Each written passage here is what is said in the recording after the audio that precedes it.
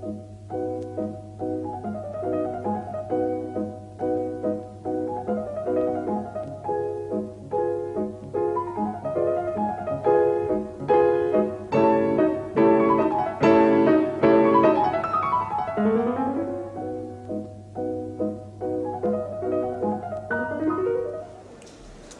come to Freiburg in West Germany, where I'm going to be talking to a man who, for something like half a century, has been one of the dominant influences on Western thought. He's a philosopher, a political theorist, an economist, a logician, and now widely believed to be the inspiration behind Mrs. Thatcher and her government. He's Professor Friedrich von Hayek.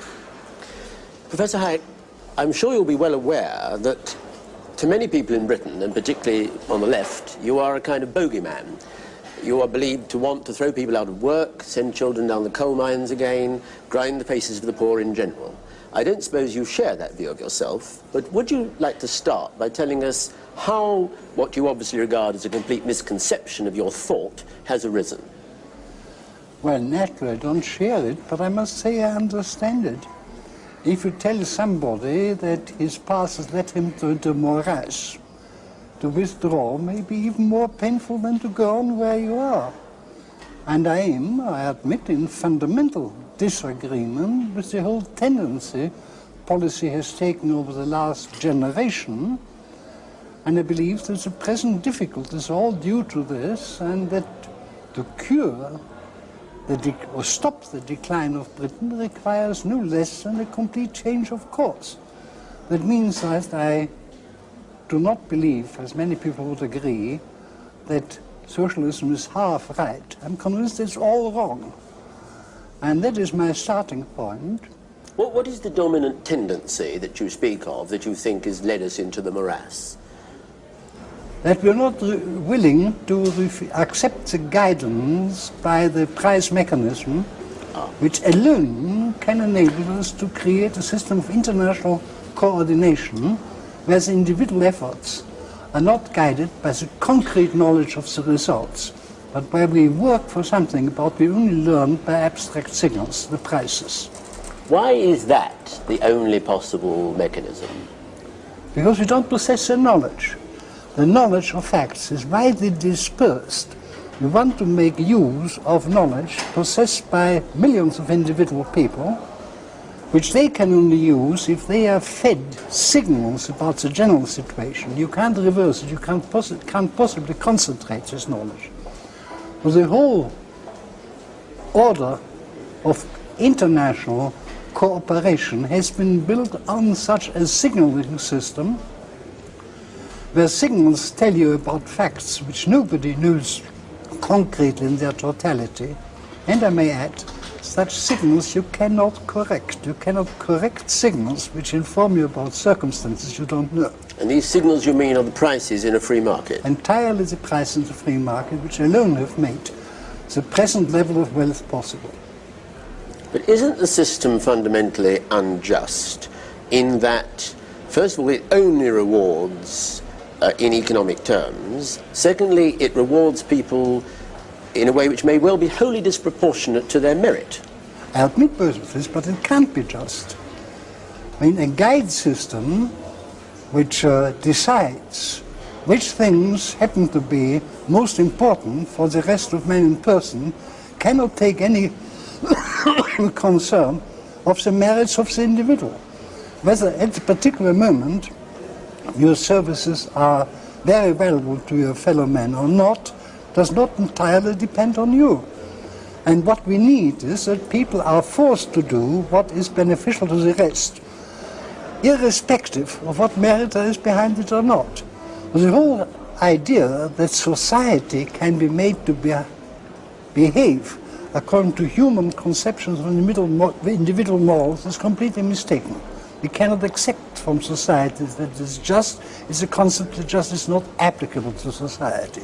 But surely, can't we, even if we accept your basic premise, can we not reward people in our society, not perhaps according to a scale of their virtue, but at any rate according to a scale of their needs? After all, the needs of one individual and another do not differ according to his ability to compete in the market. No. What we can but can only in a wealthy society, is to assure for all a certain minimum below which nobody needs to fall. Beyond this, we must use the signaling system of prices as the indicators what people ought to do. And that can have nothing to do with their individual merits or needs.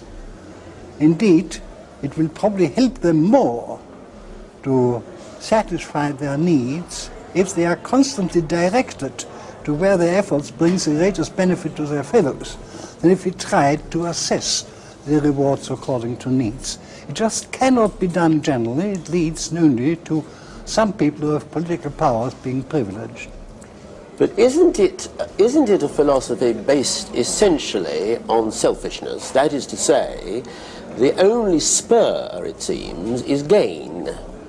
What about altruism? Where does that come in? It doesn't come in. See, both altruism and solidarity are very strong instincts which guided man in the small group where he was serving known other persons, when his efforts were directed to the needs of familiar people. Now, we have grown as rich as we are because we replaced this by a system where we no longer work for the known needs of known other people and no longer use the known assistance of other people, but where our effort is completely guided by price signals, which for the individual means that I must use my resources, or that's a maximum of excess of what resources is sacrificed for the purpose. But the justification is not my benefit, but that in this way I benefit my fellow man most.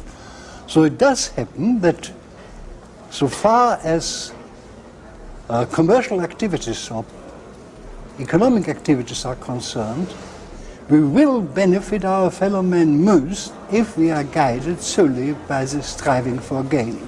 We are then completely free how to use what we have learned. And there, of course, the desire for being altruistic comes in very strongly, but not in the ordering principle of our society. Well, where did it go wrong then? When did we get off the rails? Because there was at once, at any rate, an approximation to what you're talking about. I presume you agree that it can never be perfect. No, there can never be a perfect market system. But there was once an approximation. What went wrong? Well, I think mainly in the last century, two things happened. On the one hand, the general familiarity with the morals of the market, which were unquestionably accepted by all the members of small enterprise, by the apprentice, by the servant of the farmer and so on, was no longer naturally learned by everybody as a large organization grew. It happened to begin in manufacturing, but by now it's no longer only the factory, it's equally government organization and so on, where thousands of people grow up without any contact with the market, and their children no longer learn it automatically.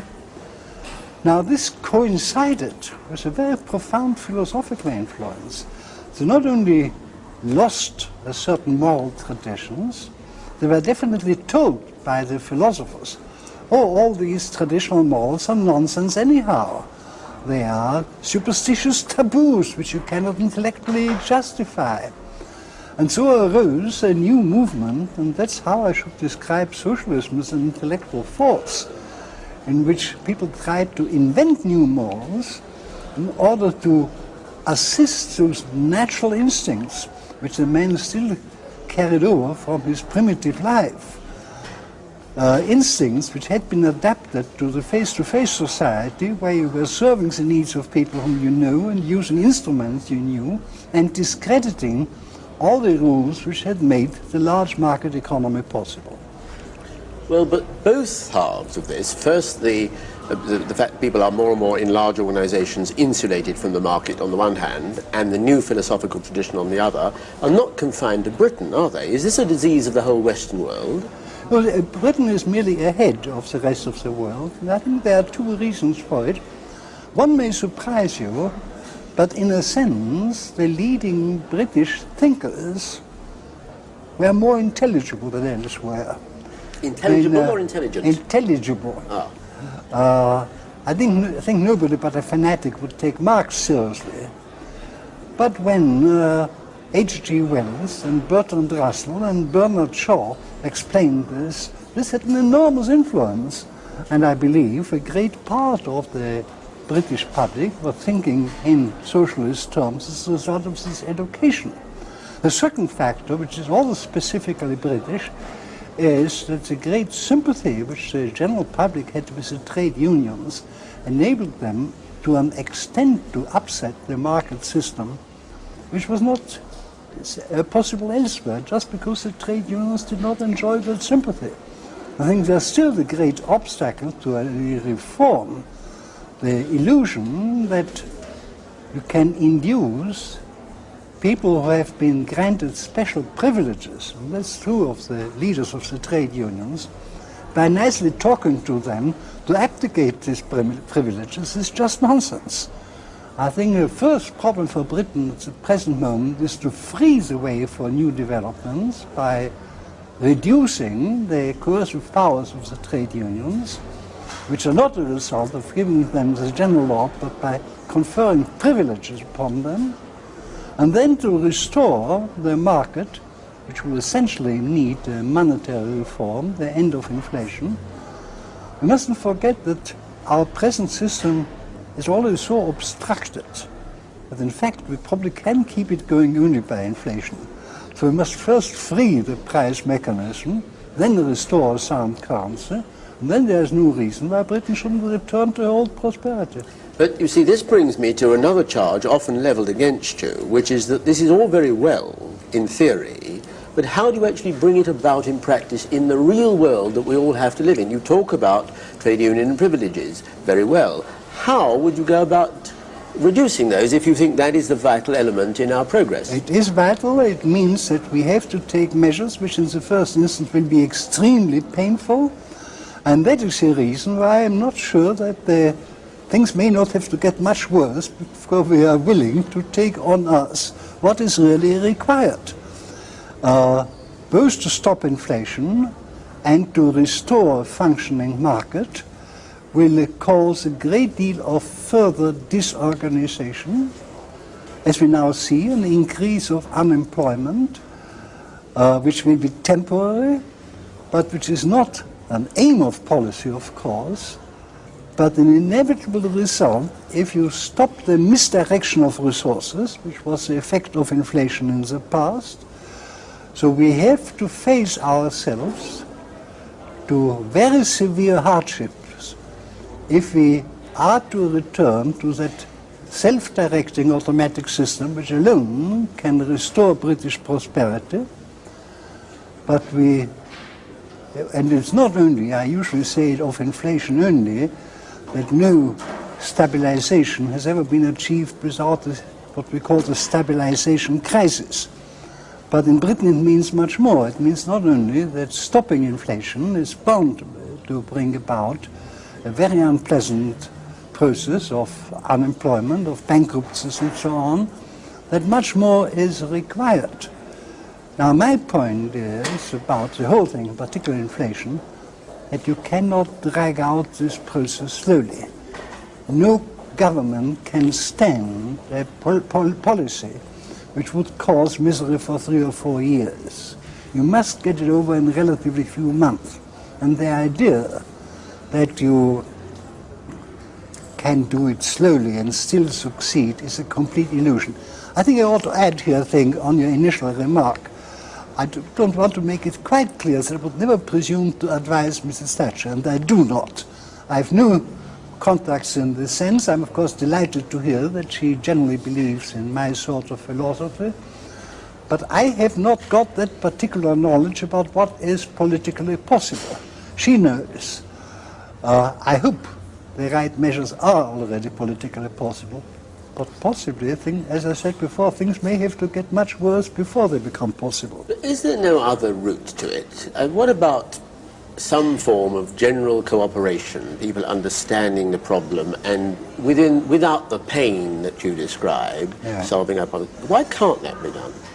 See, and all men of goodwill, and there are plenty of them around still after all, if all men of goodwill cooperated together.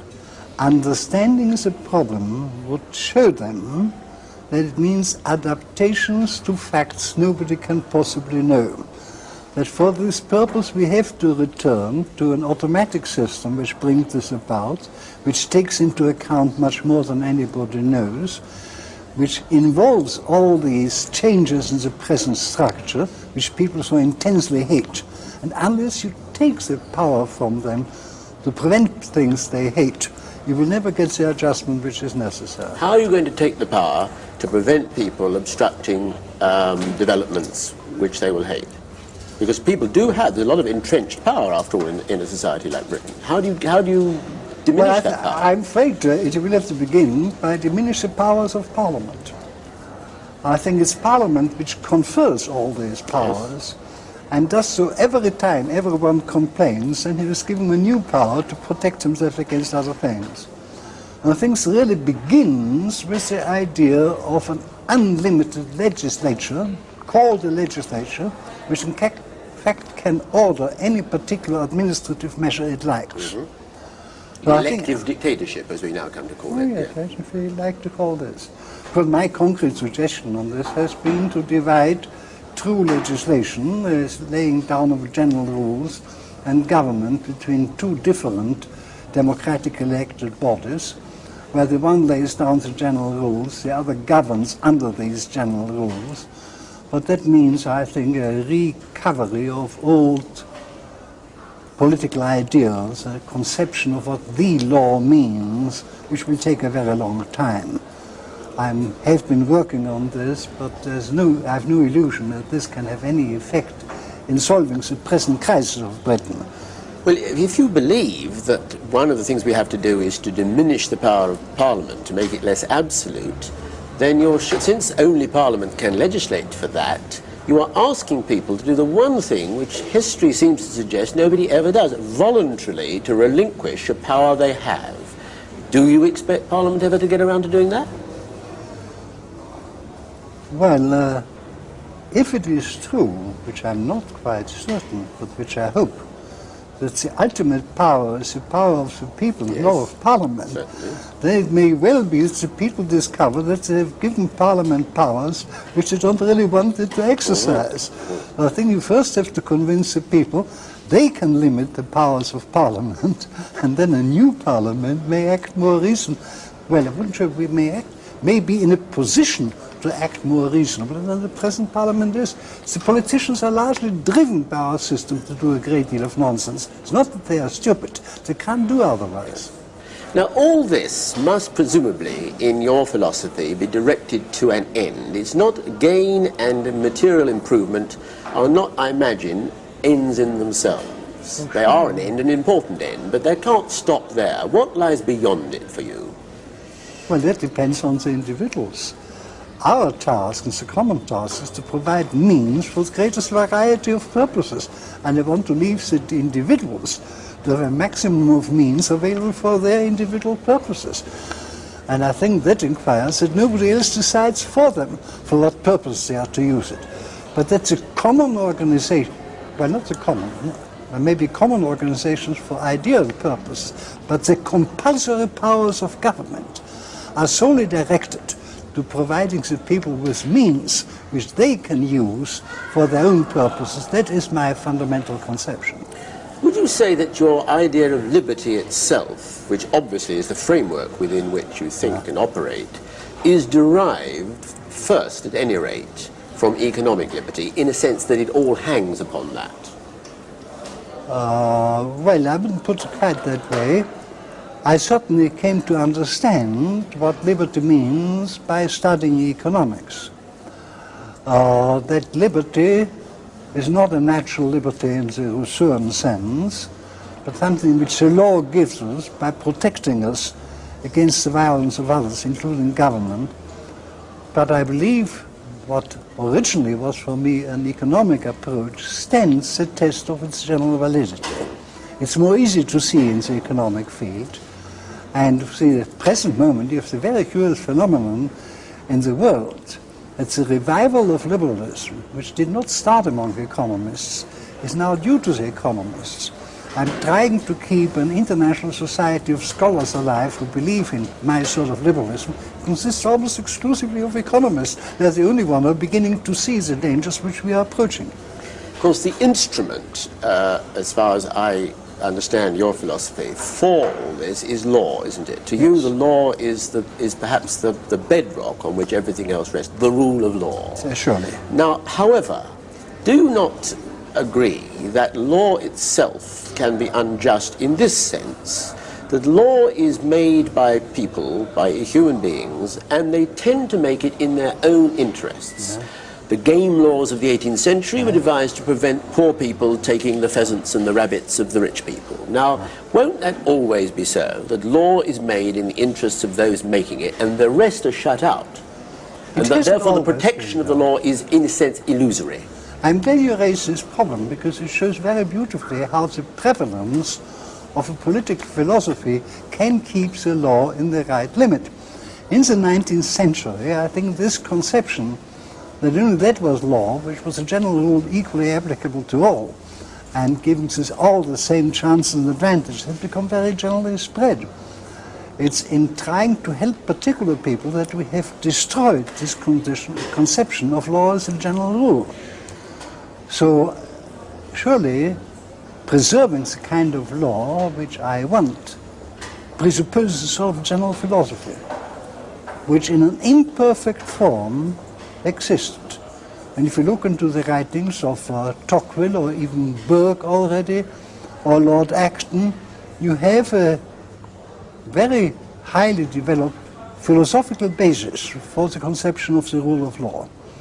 But while the people are still being praised, they're no longer read. Incidentally, if I may, I find one of the most interesting sources of the legal philosophy of the free society in the writings of the English legal philosophers of the 19th century. People like Maine and Maitland and Pollock and Dicey. I think there we find a deeper understanding of the basic principle of liberalism than anywhere else.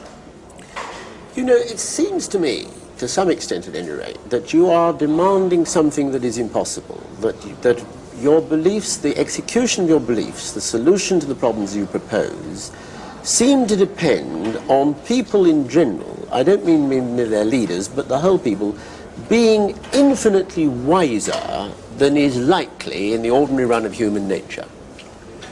No. I think you're right to that extent that what I'm wanting may be impossible in the present state of opinion. And then I must return to what I say, maybe things have to get much worse before we can do anything. But it's not a question of wisdom. Ultimately, all our moral institutions depend on more or less irrational traditional beliefs. And while it may be very difficult deliberately to create a tradition, just as the intellectuals of the 19th and early 20th century have created a bias towards the socialist conception, I think a change of opinion in the intellectuals may, without their being understood, again create a moral background of opinion which is really favorable to liberty in my sense. But it may, of course, mean that the kind of reforms which I want may come only in 100 years' time. Well, the British don't exactly have a reputation for paying great attention to the intellectuals, do they? No, they don't. I mean, we like to think of ourselves as essentially a pragmatic people. Yes, but I think on that particular point, one of the very few where John Maynard Keynes was very wise, that most politicians ultimately spout the ideas of the intellectuals of a generation or two ago. Yes. And in that sense, it's equally true of the British. It's equally true of Keynes and his influence, I may say. Exactly. Even more so, in fact, yes. So in the long run, opinions are being made by thinkers, even if they have no influence on current affairs. Well, now, you are almost exactly, are you not, the same age as the century. And in that century, the world has come to an end several times. 2 world wars, the rise of modern totalitarianism, the hideous atrocities that has led to, new barbarisms that sometimes seem springing up almost daily in various parts of the world, don't you feel, or do you feel, I want to know, that the whole world in one way or another is sliding down to some form of extinction, not necessarily nuclear extinction, cultural suicide, if you like? Are you pessimistic in that sense or optimistic? On the whole, pessimistic, although my formula, which I've used many times already, is that if the politicians do not destroy the world in the next 20 years, there's good hope. Because there is everywhere a young generation springing up among not only economists, thinkers, who see most of the defects. And so if you survive the next 10 or 20 years, I think there's quite good hope. Of course I'm working for a chance of surviving it, but for the time I still have to live, I'm very pessimistic, I admit. What about your attitude in this respect, pessimism or optimism, about Britain herself? You have put forward solutions to our problems, as others have. Do you think, in fact, never mind the should and the shouldn't, but do you think, in fact, we are going to solve our problems? Of course, you argue that there is only really one way in which we are to solve our problems, but do you think we will, in fact, in some way or another, achieve it? It's touch and go. I believe if Mrs. Thatcher had the full support of her party, there was a very good chance that we would. No more than a good chance. But I'm becoming more and more apprehensive. I think it is becoming quite clear that there are people who are conservative in the old sense, afraid from too drastic measures. And Britain now needs drastic measures. Britain has gone so far on the downhill slope that a cure must be a fairly quick and fairly painful process. But surely isn't this argument fundamentally incompatible with democracy? Because in the end, in a democracy, the people will decide, and people will not, or perhaps they will, but I think on balance it seems probably will not, willingly face going into greater pain, greater upheaval, greater difficulty, great unemployment, all the rest of it. People don't want that. Naturally they don't want it. Surely democracy itself will stultify your hoped-for advance. Well, I think you are too pessimistic about the views of the people at large.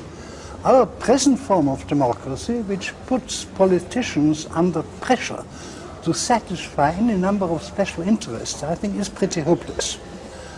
But as regards the views of the people at large, I'm not so pessimistic. Somebody who has really power to explain to them, remember Churchill in 1940? He succeeded in changing around public opinion at a time when the British intellectuals, if I may say so, were in a lamentable state of complete collapse. And yet one man could rally the people to a resistance against something which they knew would be extremely painful. It would have been much easier in 1940 to give in to Hitler. Nothing would have happened. I think in the same sense it is conceivable, and if I may mention one way, in Parliament it seems impossible now to get drastic action of depriving the trade unions of their privileges. I think if you put to the people at large in a referendum the simple question, are the trade unions to be deprived of all the special privileges not granted to other citizens, you would get an overwhelming majority. So in a sense I would appeal to democracy on the route, rather. I'm not hopeless about democracy. People may will the end, will they also will the means? To say that depriving the trade unions of their privileges, people may say, yes, yes, let's do it. Do you think people are willing to face the upheaval, the industrial chaos that would inevitably follow such an attempt? Well, I hope that if Parliament has very definite instructions from a referendum in rather general terms, it may be difficult from the Parliament to avoid this duty or escape this duty.